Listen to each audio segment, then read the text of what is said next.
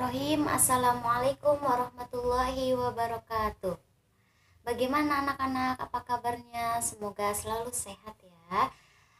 Di sini Ustazah akan memberikan materi eskul mentoring. Materinya yaitu tentang toharoh ya, tentang toharoh.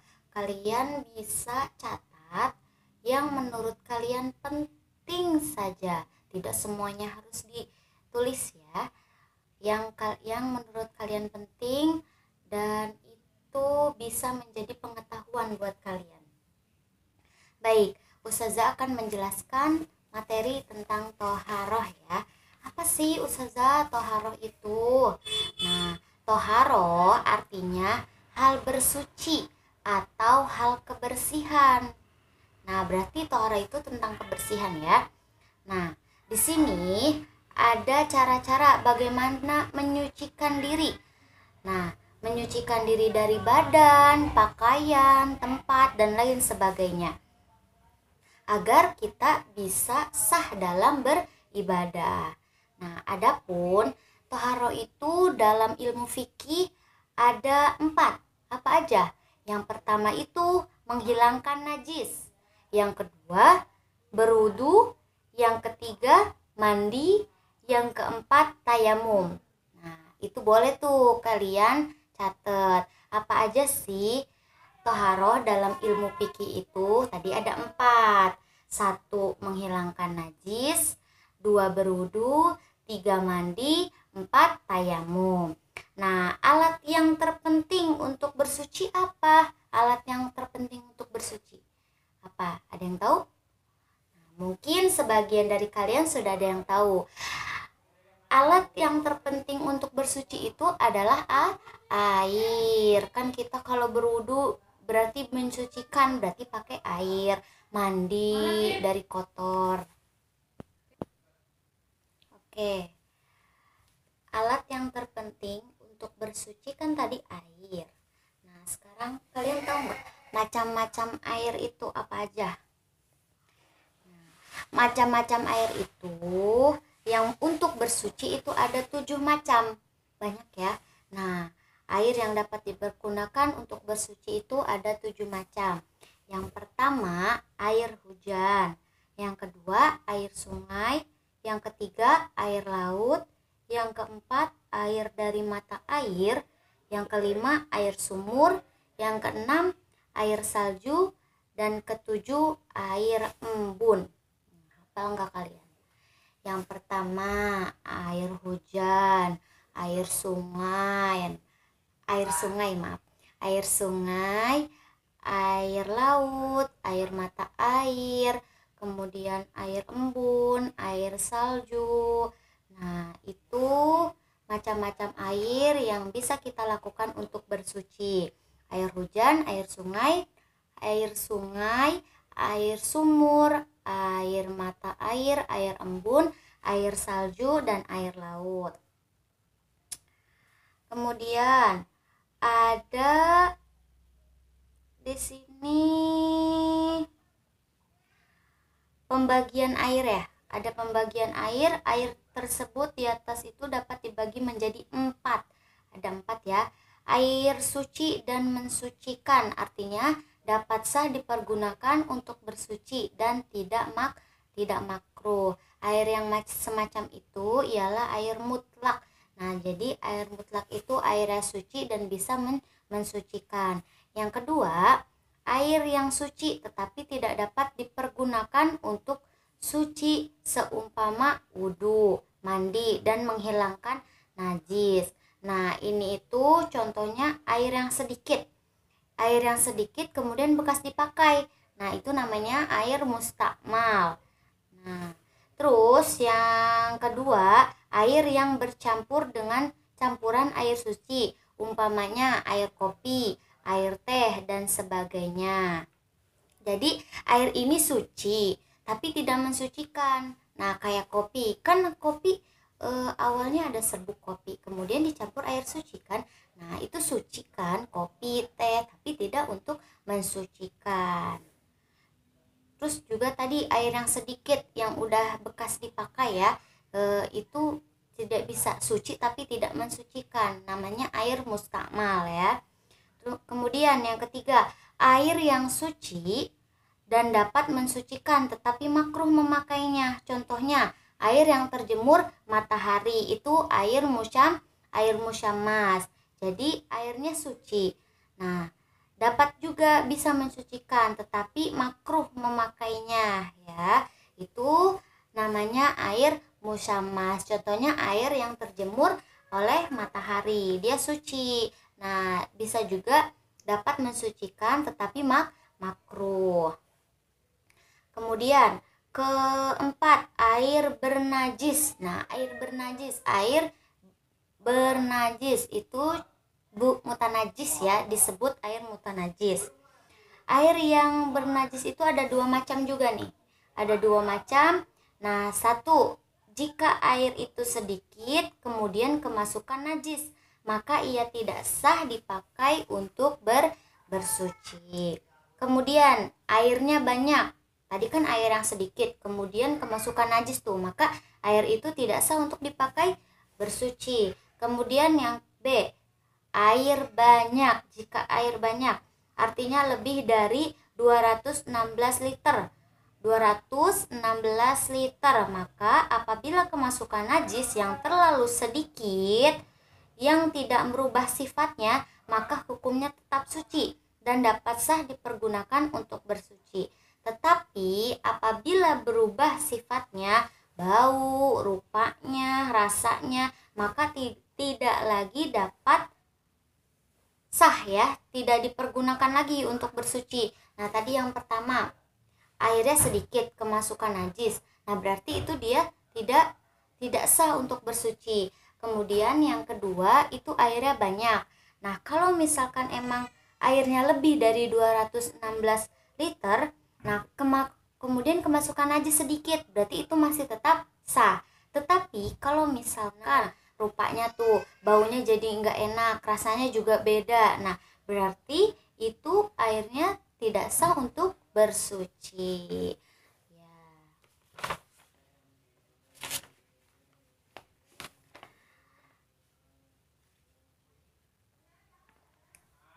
Oke, mungkin cukup sekian materi dari Ustazah. Nah, kalian boleh mencatat materi yang barusan Ustazah sampaikan. Akhir kalam, wassalamualaikum warahmatullahi wabarakatuh. Semangat, tetap belajar selalu di rumah.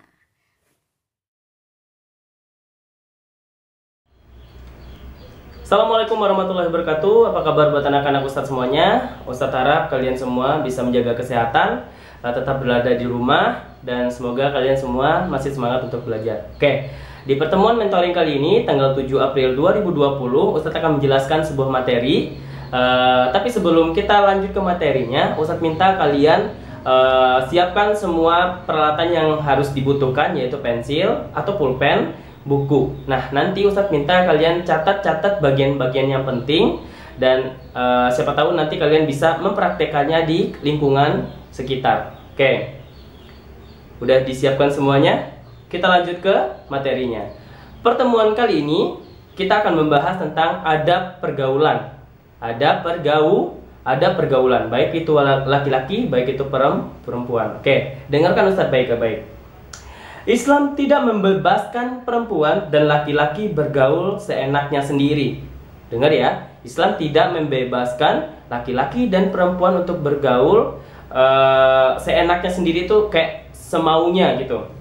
Nah, ada batasan dan aturan yang diperlihatkan, yang perlu diperhatikan, dan tidak boleh diterabas. Maksudnya itu tidak boleh dilanggar. Jadi ada batasan-batasan yang harus kalian pahami. Nah, mengapa demikian? Karena ada bahaya besar jika aturan-aturan ini diabaikan, yakni akan munculnya perzinaan, sebuah dosa besar yang akibatnya bisa ditanggung oleh keturunan atau pelakunya. Nanti misalkan kalau kalian tidak bisa menjaga diri kalian bergaul seenaknya, apalagi buat anak-anak Ustadz yang udah mulai beranjak dewasa, remaja dewasa, kalian harus benar-benar paham apa itu pergaulan, bagaimana cara bergaul yang baik, bagaimana cara menyikapi sebuah pertemanan, jadi tidak ada semaunya kalian. Nah, di sini Ustadz akan menjelaskan bagaimana caranya atau bagaimana kalian itu bisa memahami ketika kalian sudah beranjak ke remaja nanti. Mulai dari sekarang kalian sudah harus paham betul bagaimana caranya ada bergaul sesama teman. Ada pergaulan dengan lawan jenis yang dianjurkan oleh agama Islam. Apa saja? Yang pertama yaitu adalah perintah menjaga pandangan. Perintah menjaga pandangan. Di dalam Quran surah An-Nur ayat 30, Allah sudah menjelaskan. Ada surah yang menjelaskan tentang perintah menjaga pandangan ya. Quran surah An-Nur ayat 30. Nah, di situ artinya adalah katakanlah kepada laki-laki yang beriman, hendaklah mereka menundukkan pandangannya dan memelihara kemaluannya. Allah juga berfirman yang artinya, dan katakanlah kepada wanita yang beriman, hendaklah mereka menundukkan pandangannya dan memelihara kemaluannya. Sama-sama laki-laki dan perempuan sama-sama harus menjaga pandangan, harus menjaga kemaluannya, karena itu adalah tanggung jawab diri kalian sendiri. Apapun yang kalian lakukan, apapun yang kalian kerjakan, kalian akan diketahui oleh Allah, karena Allah Maha mengetahui. Jangankan apa yang kalian lakukan, apa yang kalian rasakan dalam hati kalian aja itu Allah sudah mengetahui. Jadi apapun yang kalian perbuat, tolong dipikirkan, karena kalian sudah mau beranjak remaja. Tolong bagaimana caranya agar ada pergaulan kalian itu harus benar-benar sesuai dengan anjuran yang dijelaskan oleh agama Islam. Oke, itu yang pertama. Yang kedua, larangan berdua-duaan. Dalam hadis riwayat Bukhari dan Muslim pernah dijelaskan, janganlah seorang laki-laki berdua-duaan dengan wanita kecuali bersama mahramnya. Nah, di sini dijelaskan tidak boleh ada yang namanya lawan jenis laki-laki dan perempuan berdua-duaan kecuali dengan mahramnya. Nah, tidak hanya larangan berdua-duaan secara fisik. Nah, di sini juga dijelasin nih, tidak berdua-duaan secara fisik saja, berdua-duaan secara tidak langsung pun itu juga diketahui oleh Allah. Bagaimana? Apa yang dimaksud dengan berdua-duaan secara tidak langsung? Nih, misalkan kalian punya handphone, kalian SMS-an atau kalian WA-an dengan lawan jenis teman kalian yang menjerumus ke arah yang tidak baik. Misalkan kalian kirim gambar yang tidak sopan, mengirimkan video-video yang tidak sopan. Nah, itu juga termasuk yang dilarang oleh Allah. Itu juga termasuk berdua-duaan yang tidak dianjurkan oleh agama Islam. Baik itu laki-laki dan baik itu perempuan. Tolong dijaga pergaulannya. Oke.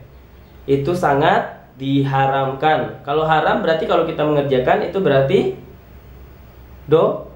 dosa besar. Oke. Selanjutnya, tidak bersentuhan fisik. Aisyah radhiyallahu anhu berkata, demi Allah tangan Rasulullah tidak pernah menyentuh tangan wanita sama sekali meskipun saat membaiat atau janji setia kepada pemimpinnya. Hadis riwayat Bukhari. Jelas bahwa sentuhan fisik antara laki-laki atau antara laki-laki dan perempuan bisa menstimulus syahwat atau memunculkan hawa nafsu yang tiba-tiba muncul untuk melakukan hal-hal yang tidak diinginkan. Itu. Nah, oleh sebab itu perlu menahan diri ketika ingin menyentuh lawan jenis. Seandainya nih ada hadis yang menjelaskan tentang bahayanya atau kalian pernah mencolek atau menyentuh kulit atau bagian tubuh lawan jenisnya. Nih, ada dijelaskan dari hadis riwayat Tabrani dengan sanad ahsan. Seandainya kepala seseorang ditusuk dengan jarum besi, masih lebih baik daripada menyentuh wanita tidak halal baginya. Maksudnya gimana? Ini perbandingannya. Jika kalian menyentuh bagian atau menyentuh kulit lawan jenis kalian atau teman perempuan kalian atau laki-laki menyentuh perempuannya yang bukan mahramnya atau yang bukan yang halal baginya, kecuali kalau dia udah menikah itu halal kan. Nah, ini yang belum, misalkan teman sendiri nih, kalian menyentuhnya, itu akan lebih baik kalian itu merasakan sakit ditusuk jarum besi daripada kalian menyentuh bagian tubuh lawan jenisnya. itu perbandingannya. Gimana Allah melarangnya gitu. Jadi kalian bisa memahami karena kalian sudah besar, kalian sudah bisa lah mengetahui mana yang baik buat kalian, mana yang buruk buat kalian. Oke. Selanjutnya, tidak mendesah atau membuat-buat dalam berbicara. Tidak mendesah atau tidak berbuat-buat dalam berbicara, terutama bagi kaum wanita. Nih, bagi kaum wanita, nih anak-anak Ustadz nih yang perempuan, janganlah membangkitkan syahwat lawan jenis dengan cara membuat-buat dalam berbicara. Misalkan, Ustadz contohin nih, ada kata cantik tapi berubah dari cantik. Pernah kalian dengar? Ada kan cantik tapi dirubah jadi cantik. Berarti itu kan mendesah atau membuat kata-kata atau membuat suatu kalimat dengan bermanja-manja. Jadi itu tidak boleh, itu sangat dilarang karena wanita itu harus seperti halnya wanita biasa. Jadi tidak boleh ada yang namanya berbuat-buat dalam berbicara. Jangan sampai menimbulkan hawa nafsu bagi lawan jenisnya. Nah, oke, dari penjelasan Ustadz yang 4 itu, apa saja tadi yang ada pergaulan dengan lawan jenis yang dianjurkan oleh agama Islam? Apa saja yang tadi yang kalian perhatikan? Masih ingat? Yang pertama apa?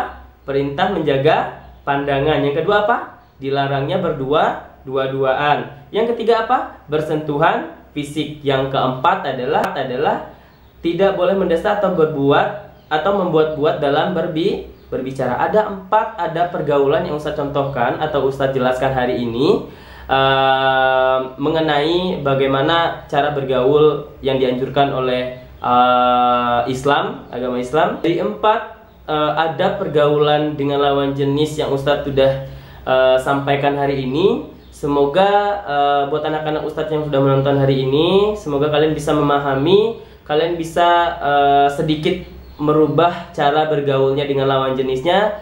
Dan buat anak-anak Ustadz yang biasanya manja-manja bahasanya dengan teman yang lawan jenis, tolong sekarang dirubah. Dan biasanya yang masih main tarik-tarikan tangan atau masih bercandaannya di luar batas, tolong kalian karena sudah mulai beranjak remaja, Ustadz sudah menjelaskan tadi bagaimana caranya bergaul yang benar, bagaimana caranya adab pergaulan itu enggak di sekolah aja, di lingkungan masyarakat juga kalian harus bisa memahami itu. Kalian praktekkan, insya Allah buat anak-anak Ustadz semuanya, kalian semuanya hebat, kalian semuanya pintar, kalian semuanya bisa memahami apa yang Ustadz jelaskan. Dan semoga ilmunya hari ini, mentoring hari ini bisa bermanfaat buat kalian. Dan terima kasih banyak sudah menonton video Ustadz. Assalamualaikum warahmatullahi wabarakatuh. Tetap semangat belajar.